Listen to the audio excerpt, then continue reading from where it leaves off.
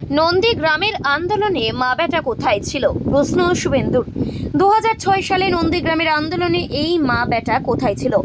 2006 সাল থেকে 2011 সাল পর্যন্ত লড়াই এদেরকে কেউ দেখেছে? 2007 সালে 14 মার্চের পরের দিন মমতা বন্দ্যোপাধ্যায় সকালবেলা নন্দীগ্রাম এসেছিল। মাথা ঘোরার নাটক করে কলকাতায় ফিরে যান।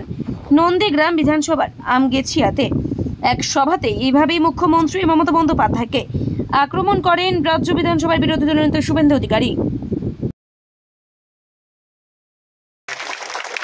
মমতা ব্যানার্জি বলে আমার নাকি বাপ বেটার কোনো ভূমিকা নেই।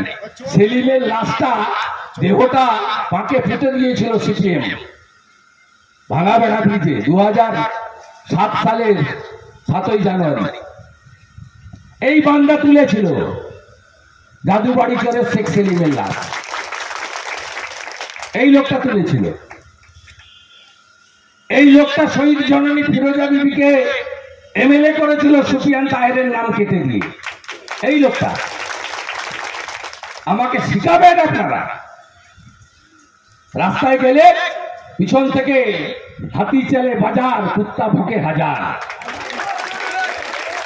আমার কিচ্ছু করতে পারবে না, দেখবি আর চলবি লুচির মতো ফুলবি, কিচ্ছু করতে পারবে না আমার। আপনারা আমার সাথে থাকুন, আমার অনেক প্রোগ্রাম আছে, আরো ভালো করে বলবো পরশু দিন। বড় সভা আছে, 20-25 হাজারের সভা। কারণ মাননীয় পিসি মহিষাদলে অনেক বলে গেছে।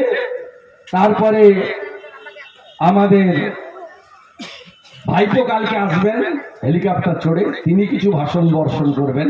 পকেটে হাত ঢুকিয়ে তোর বাপকে ডাক, এরকম করে তোর বাপকে ডাক, পকেটে হাত ঢুকিয়ে। এত অসভ্য খালি মাল। 6 থেকে 11 নন্দীগ্রামের লড়াইতে কেউ দেখেছে?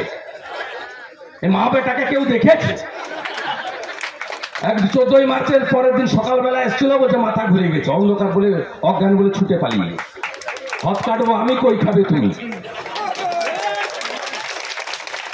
সঙ্গে আছেন তো? আছেন তো? শুরু করব। প্রথমে স্নিগ্ধা জানাকে বলবো। ব্যুরো রিপোর্ট, এখন সংবাদ।